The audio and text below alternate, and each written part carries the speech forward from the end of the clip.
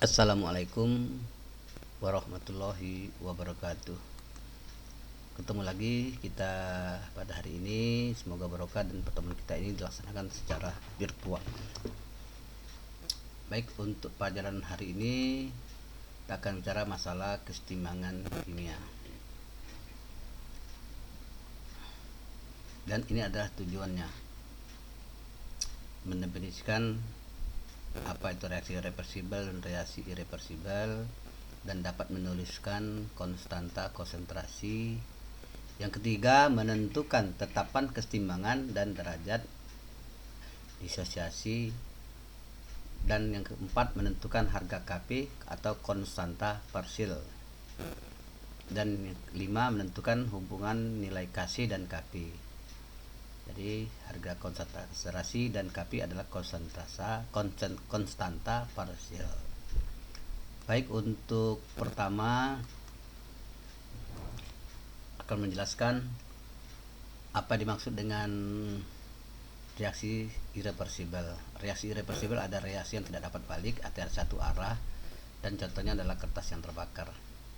Yang kedua, reaksi balik atau reaksi reversibel, dan contohnya ada ini adalah reversibel adalah reaksi dapat bolak-balik ke kanan dan ke kiri dan laju reaksi sama.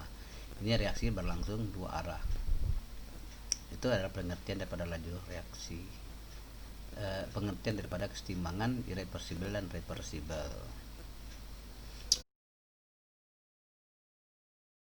Baik, dan kedua, untuk tuliskanlah persamaan tetapan kesetimbangan konstanta konsentrasi untuk reaksi kesetimbangan berikut seperti ini. Dan A ini AC ini adalah konsentrasi kesetimbangan homogen karena wujudnya gas semua. Sedangkan yang nomor D dan B ini adalah konsentrasi heterogen, ada solidnya, ada gasnya, dan ini ada apanya. Jadi untuk menentukan konstanta konsentrasinya, dan siswa dapat menyebutkan bagaimana konstanta kesetimbangan konsentrasinya seperti ini.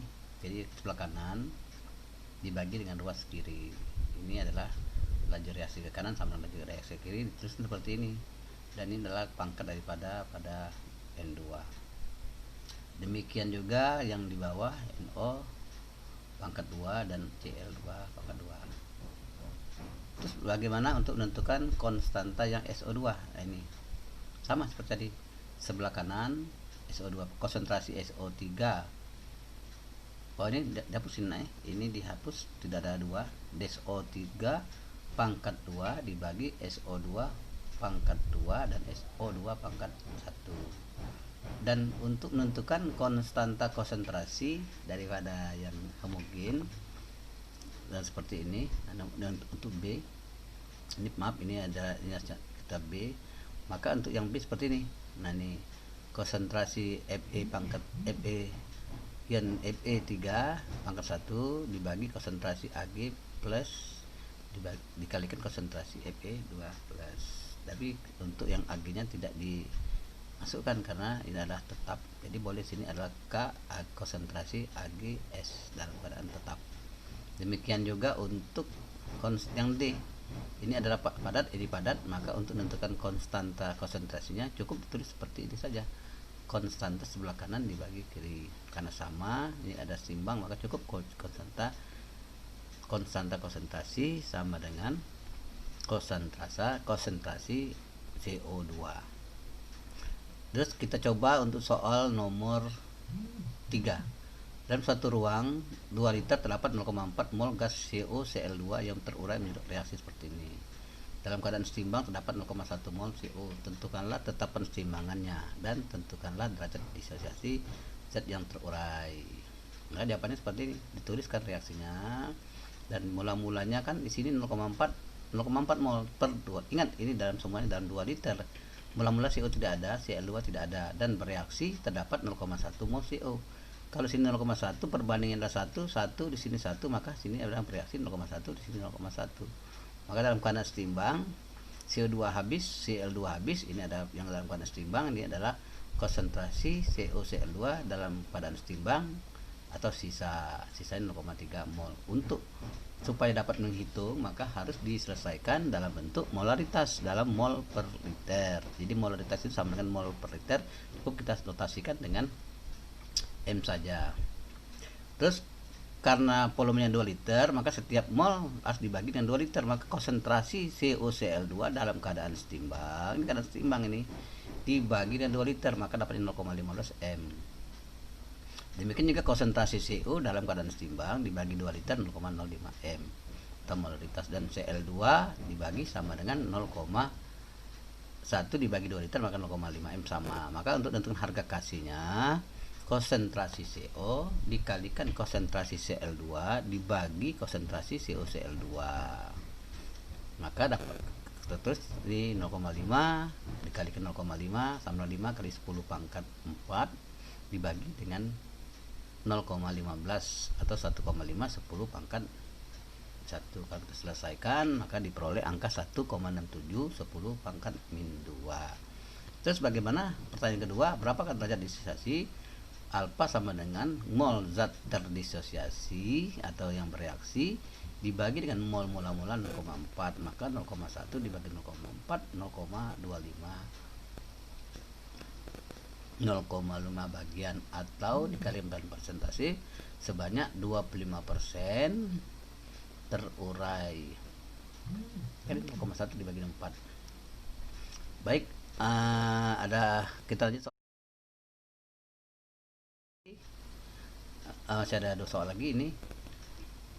Ini ada soal dalam suatu wadah gas N2O4 terdisosiasi 50% menjadi gas NO2. Sehingga campuran Kp gas menimbulkan tekanan 6 atm. Tentukan harga Kp. Dan untuk menentukan harga Kp kita perlu ini konsentrasi dalam keadaan konsentrasi atau tekanan dalam keadaan parsial ini. Kemudian kita umpamakan reaksinya 0,5, misalkan A mula-mulanya dan E2 belum ada. Untuk bereaksi dalam soal itu ada sebanyak 0,50%, itu sama dengan 0,5 mula-mula. 0,5 kalikan mula-mula sama 0,5. Untuk NO2 itu bisa 2 dibagi 1 kalikan ini, atau 1/2 ini kalikan 2 sama dengan A mol ini, A mol. Dalam keadaan seimbang kita selisihkan A dikurangi 0,5 A, dan ini adalah dalam keadaan seimbang, dan dalam keadaan seimbang konsentrasi N2O4 sama 0,5 A.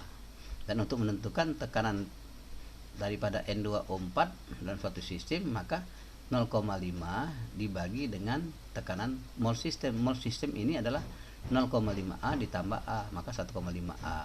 Maka untuk menentukan tekanan N2O4 0,5 A dibagi dengan 1,5 A dikalikan 6 atm sama dengan 2 atm.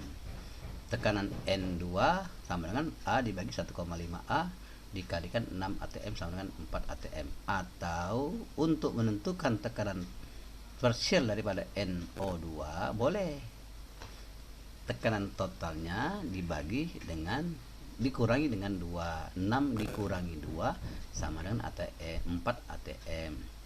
Jadi kita tinggal masukkan saja rumus daripada Kp sama dengan tekanan daripada zat di sebelah kanan dibagi dengan zat sebelah kiri.